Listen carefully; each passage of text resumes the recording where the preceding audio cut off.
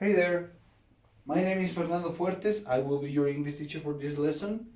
I understand this is your very first English class for this virtual course, and it's important for you to understand this topic. I'm gonna add some videos for you to understand it better. Some videos that will support this lesson, right? So, in order to make it more understandable for you, I am going to give extra information in other videos that I previously recorded, right? So let's start, let's get into the topic, right? So the question is present simple or present continuous, okay? And it's a question because you need to know when you use the simple present or where you use the present continuous. And the function is the thing. Fortunately for us, in Spanish, there are these two. They exist in Spanish. We have the trabajo in Spanish, and we have estoy trabajando in Spanish as well. Sometimes it's more difficult for the students because these two sentences or tenses, do not exist in their language. In Spanish, they do. So it's easier. It's easier for you to understand. What you have to understand, what you have to remember, what you have to keep in mind is the function of each one of these two tenses. The function there are many functions, okay? Or let's call them uses. The present simple, it is commonly used when you talk about facts, when you talk about events that are 100% true. Okay, for example, you can say water boils at 100 Celsius degrees. For example, it's a fact. It's something that is going to happen 100% of the times. So you use the present simple. Okay, you use the present simple to for example, when you say I love you, that's simple present. You are very confident of that feeling in that case, and you use the present simple. So that's another example when I say that we use the present simple to express general truths. Okay, another function of the present simple is that you use it when something will never change, right? For example, it's kind of difficult, but I will say like, I am Mexican, right? So I am Mexican, that means that I will always be Mexican. I'm not gonna change, right? I will always be a Mexican because I was born here in Mexico. So that's why you use the present simple instead of the present continuous.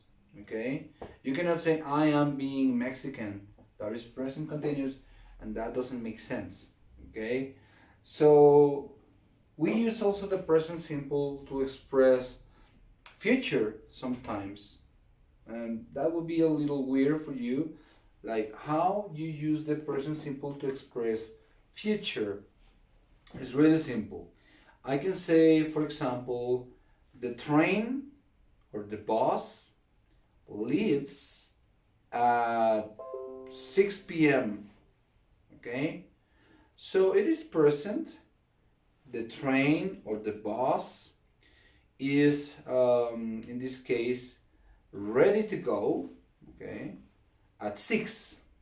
So you're talking about something in the present, but is representing a future action, something that will take, place or time in this case in the future, right? So you say the bus leaves at 6 p.m.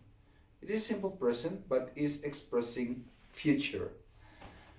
Another function of the simple present is when you use it to talk about routines, a routine or a habit, something that you usually do, something that you always do, right? For example, you say, I study I don't know, in ITESA, right? Simple. I study at ITESA. So that means that you're not doing it right now, but you do it, right? It's not happening exactly at this time when you're saying it, but you do it, okay? So I can say I work at ITESA. So I work is simple present like this. It is not happening at this time precisely, but you know, I do work over there. And you can also express likes, right? Or states.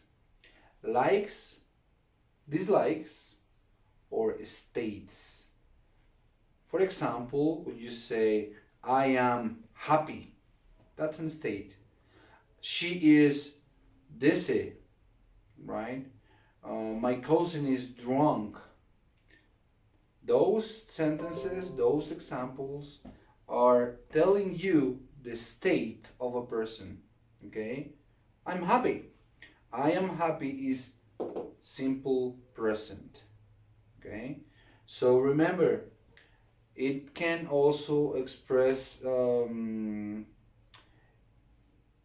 states or feelings, likes or dislikes, right? You say, I like pizza. I love pizza. You don't say, I am loving pizza or I am being happy, right? That is not that common, right? You might say it, but it is not functional. It is not correct. Okay, now on the other hand, the present continuous. The most important characteristic or the most important function of the present continuous is that they try to clarify. They try when you use these sentences or these tenses. Okay, all the continuous tenses. That's why I'm talking about them. About in like them, not only this. All the continuous tenses, they have this characteristic in common. They express that the action is taking time or place at the moment when you are saying it, right? Like for example, I am speaking in English right now. That is present continuous, right? Or for example, past continuous. This is not a topic, but just to make it clearer, okay? Why when I say that all the continuous have the same characteristic? For example, the past continuous, you say, I was watching TV. So when you use this, it is because you are explaining that something was happening in this case, and for example, it was interrupted. So for example, I was watching TV when my mother called me. So you are saying or explaining that one action, in this case it was the past, it was taking time, it was happening when something happened, like the phone call. My mother called me and I was watching TV.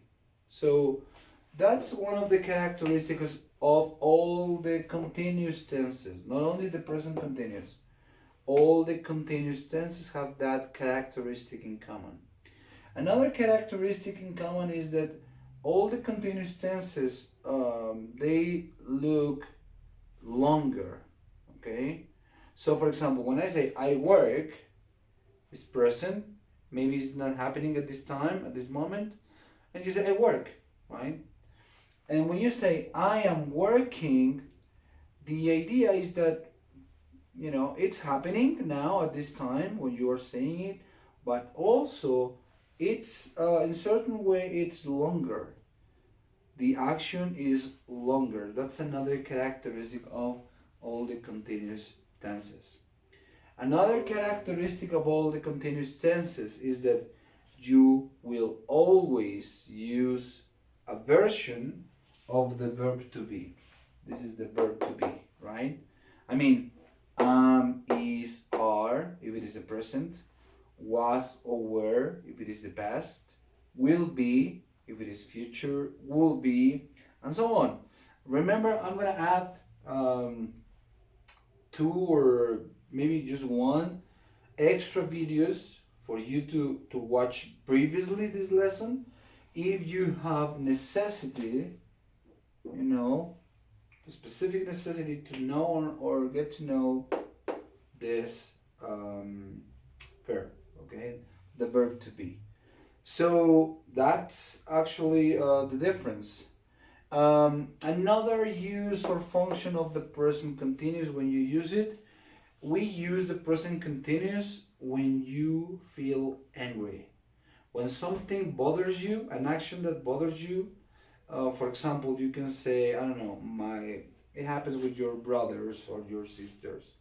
You say, oh, my sister is singing all the time. That is not necessarily true, like she is singing all the time. That couldn't be true because, I mean, that will mean that she didn't sleep, right? Or I don't know. It's impossible that one person continues singing all the time, right? So it's just maybe exaggerating when you say she is singing all the time, okay? Or you can say, oh, you know what? I am sick and tired of my job. And say, why? You say, I am working 24/7. So obviously you are not serious. That's not literal because that wouldn't be possible. You cannot stay alive without sleep, I don't know, more than 10 or I don't know how many days. So you have to sleep and you are exaggerating. I am working 24/7. It's maybe more like an expression, but you use it to express that something bothers you, okay? So remember the other example was my sister is singing all the time, okay? And the characteristic for this is that you always, when you use the present continuous, you always need a verb in the ing form, okay? So it's really simple. All the continuous tenses have a version of the verb to be, remember, and the main verb, the verb that you're conjugating, it's going to be in ing form, okay? So actually they are pretty simple. I'm gonna give some extra examples, and if you check and analyze this, I wrote the S rule and I wrote the verb to be, okay? Those are the let's say the minimum thing that you need to know, okay? A list, you need to know the S rule and what is this about, and you need to know the variations, let's call them variations of the verb to be, okay? The present, the past, the future, and just to keep in mind that you always need an ing form, like here, working. So this is something that you always need. A verb to be form and the main verb. It's called main verb because it's telling you what's the action that the subject is performing, right? So that's it. I'm going to give you some examples and I'm going to explain about this rule, okay? So here we go. I'm going to erase this, okay? So what is the S rule? Well, it's very simple. And just remember, it only works for the affirmative. No negative, no questions. Just with this, okay? And you will see. So the simple present. For the simple present, we use do or does, okay? I'm gonna give another video for you to have a revision of the auxiliaries. So for the simple present, we use do and does, okay? So the question is, when will you use these auxiliaries? The answer is you are going to use them in negatives and you're going to use them in interrogatives. So right now, in the affirmative, you do not need this, but you need the S rule. You need to be careful to apply this rule specifically in affirmative, okay? So let me explain to you the rule. What is the rule? The rule says that if the sentence is affirmative, okay, number one, affirmative, okay, affirmative. If the sentence is in simple present, right? Simple present. And if the subject, what's the subject? The subject is the person, right? This is the person. If the subject of the sentence is a third person, okay? What's a third person? A third person can be any man, any woman, or anything, okay? Let's call thing or animals. Animal, okay? In singular, just remember, in singular. So, a man, this could be my my father, my brother, my best friend, okay, my cousin. A woman, the secretary, my teacher, my sister, my girlfriend, my mother, my aunt. Those are just different examples for a woman. And a thing or an animal, you can say the dog, a car, right?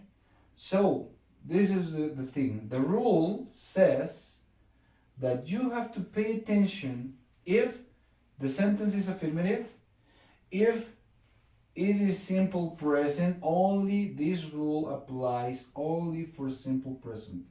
Not for the past, not for the future, only for the simple present. Not with the continuous. Remember, only with the present simple. So if it is simple present, you apply it. If it is affirmative, you apply the rule. If the subject, if the person or the doer, it's an animal, a thing, a woman, or a man, singular, you use the rule, okay? You have the rule. So these are the three conditions that you have to analyze in order to know, in order to apply this rule that I call the S rule, la regla de la S, right? So, in questions, you don't have to use the rule. In negative sentences, you don't have to use the rule. Only in affirmative and only if the subject is a man, a woman, a thing, or an animal, singular. And if the sentence is affirmative. That's it. So for example, if you use, I don't know, I, we, you, they, you don't use the rule. So you say, I play football. I play football. It's a routine, a habit. We play football. Same idea. You play football. It's okay. They play football. Again, it's okay. But if you have a subject that could be he, that is a man, or she, that is a woman, or it, that is thing, then you have to pay attention to the S rule. So instead of writing just he play football, you might see this and say, oh, I play football, juego fútbol. He play football, él juega fútbol. But it's not correct. Why it's not correct? Let's analyze it. The question is this simple present? Yes. 1. Is this affirmative? Yes. 2. Number 3. Is the subject, this, the person, is the subject a man, a woman, a thing, or animal? Yes. Then you have to use the S rule. What is the S rule about? It's just to add in here an S. So now it's correct. He plays football. She plays football. Imagine this is a dog. So you say, the dog or my dog plays football. And that's it. That is the rule number 1. Okay? So it's going to help you if you remember the 3 conditions in which you have to apply this rule. Okay? So let's go now with the negative and then with the interrogative. Well, you can pause the video whenever you need and then you continue. So now remember, do you remember why I just circled the negative and the question and the do and the does? Well, this is because if you are going to use the present simple in a negative or interrogative sentence, you are going to use do or does. Okay? Do and does will be for I, for you, for we, for they. Okay? And does will be for he, for she, and it. And that's simple. So, ¿cuál es la diferencia entre ella no trabaja y ella trabaja? Es el no, right? So the same in English. Voy a poner she, and then I need the does. She does not. Exactly the same if I say doesn't. Maybe you already know the contractions. So you can say she does not work or she doesn't work. The question is, do I have to add the S? No. Why not? It's simple present? Yes, it's simple present. The subject is a third person? Yes. But the different thing in this case is that you are talking about a negative sentence. So the S rule, remember, applies only with affirmative. So you do not need the extra S. That's it. She does not work, she doesn't work. Right? Very simple. Let's go with the next one on the last in this topic. Questions. What about the interrogative? Again, if it is a question, you are going to use an auxiliary. If it is negative, you are going to use an auxiliary. But it's simple. Why? Because all questions, all direct questions in English have auxiliary, subject, this is the person, and the verb. This is the base of any question. You might have here WH questions like why, where, when, who, right? So, but this is just if you need extra information. The base of a question is an auxiliary, a person, and the verb. The complement is just vocabulary.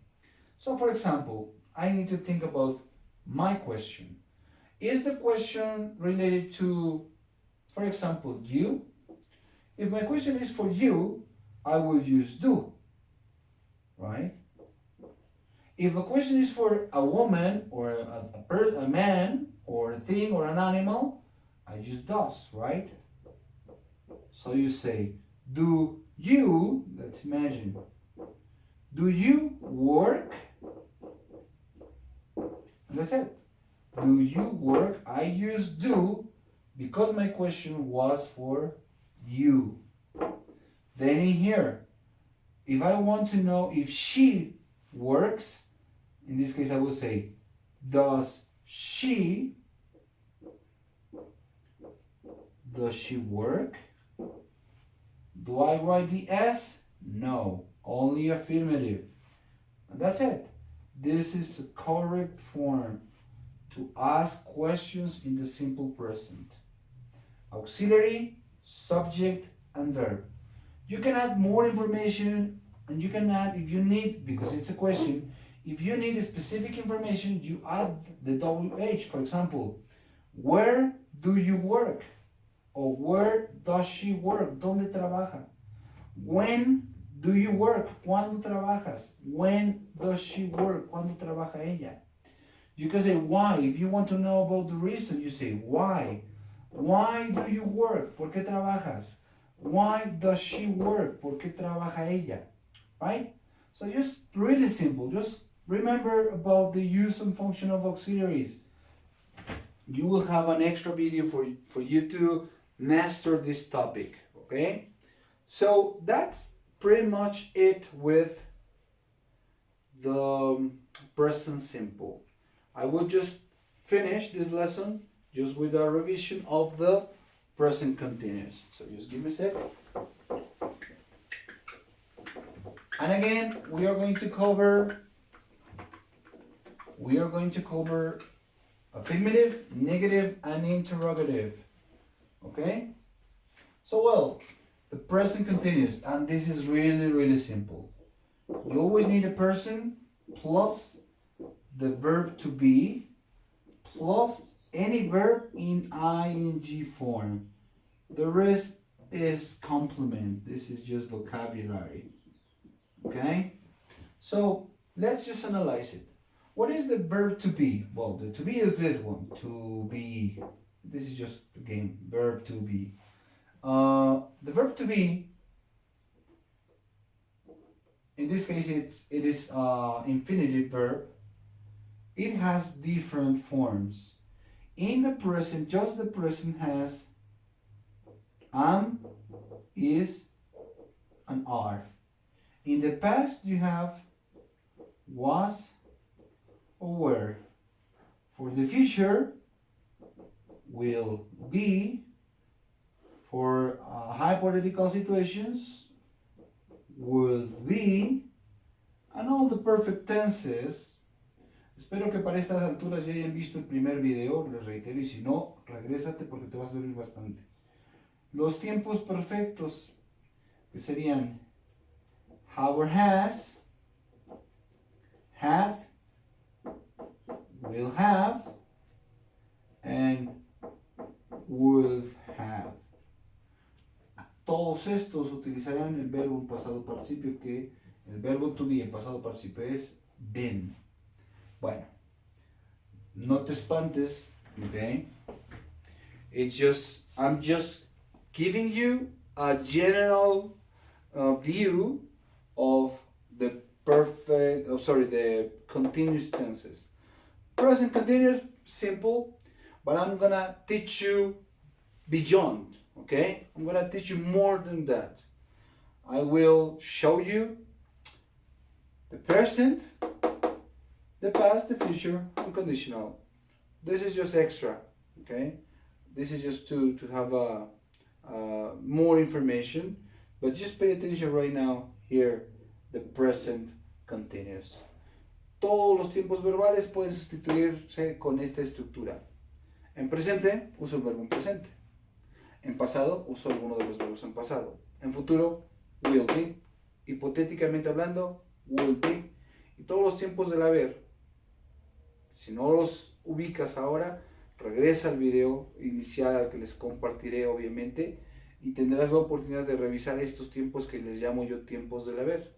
Pero bueno, si no los ubicas, pausa el video, regresa a verlos y puedes volver a donde estás ahorita en este momento. Bien. So I was telling you that all the continuous tenses have this characteristic.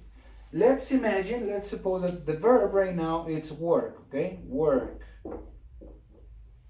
But it says that you have to use the ing form of the verb. So let's imagine that it is working, okay?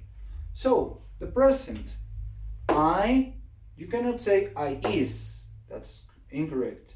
You cannot say I are. There's only one option. I am working. She is working. We are working. And that's it. That is present continuous. All the tenses have the same structure. Okay, let's just play a little bit more. Let's see about what happens if you use the past. So you have was and were. You need to remember all the verb to be forms, right? And the rules. You cannot say you was. You cannot say I were or she were, right? For the present continuous, or all the continuous, you just need the verb to be according to the subject and according to the tense plus the ing form. So, I am working es yo estoy trabajando. Su pasado, I was working. Yo estaba o yo estuve trabajando. The future, I will be working. Yo estaré trabajando. El hipotético, will be. I will be working. Que sería yo estaría trabajando. En los tiempos del haber, he estado, había estado, habré estado y habría estado trabajando. That's how they work, okay? So, let's go now just specifically about the present continuous, okay? So, well, the present continuous has just three forms: am, is, and are. Okay, so you can say always I am and the verb. I am working. Yo estoy trabajando. If my subject is a person, a third person, like my dad is he, right?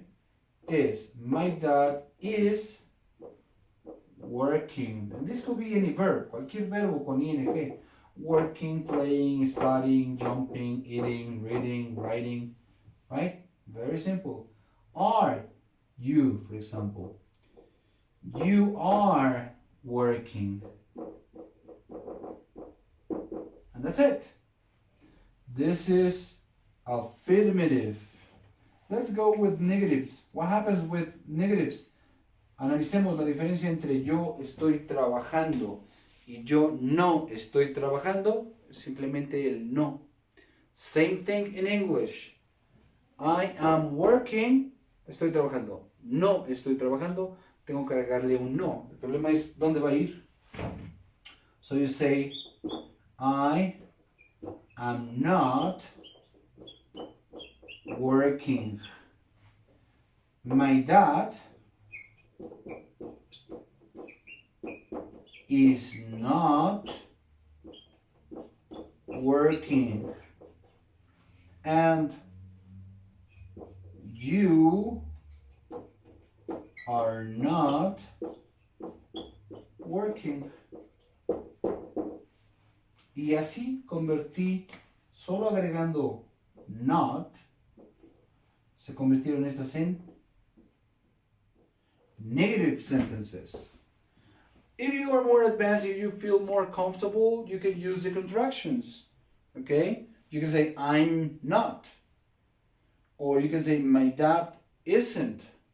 Okay? Or you can say, you are not, or the contraction, you aren't, which is actually the most common. Or you can say, you're not. You're not working. Or my dad's not working. Right? There's one exception with am and not, because you cannot contract those words. Okay? So that's the only difference. To make the present continuous negative, you only have to write the word not right after the verb to be. Justo frente al verbo to be, tenemos que ponerle la palabra no. Right? Remember, just use your Spanish as a guide. And the last form, that is the interrogative, para hacer la última forma, que es la interrogativa, you have to see this way. Recordemos hace minutos decía auxiliar, sujeto y verbo, decía. La gran mayor parte de preguntas directas, they use this structure, okay? Imagine, and actually not imagine, the verb to be is an auxiliary verb, okay? You always start with the auxiliary. So, for example, am I understanding?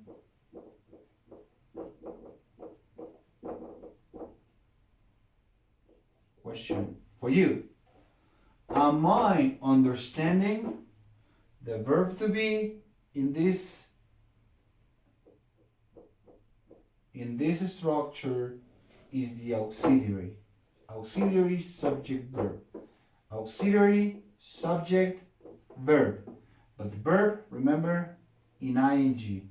Am I understanding? En español sería estoy aprendiendo. ¿Quién? Yo. En español recuerden que no necesariamente uso los pronombres, puedo omitirlos. En español, in English, you cannot. ¿Ok? Vamos con una tercera persona. Is she working? Is she working right now? ¿Está trabajando? ¿Quién? Ella. Is she working? Yes, she is working. Right? Auxiliar, sujeto, verbo en ing. Verbo en ing. Right?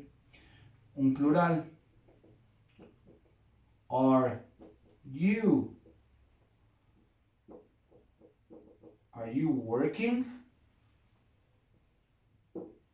Are you working? ¿Estás tú trabajando? Auxiliar, sujeto, verbo. Lo demás es complemento. I can say, are you working with your ex-girlfriend, for example? ¿Estás trabajando con tu exnovia? And that's pretty much it, guys.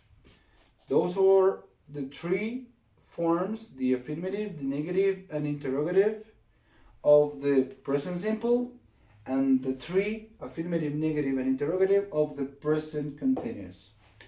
I will say that in my experience, I have noticed and I have realized that students are better with the continuous.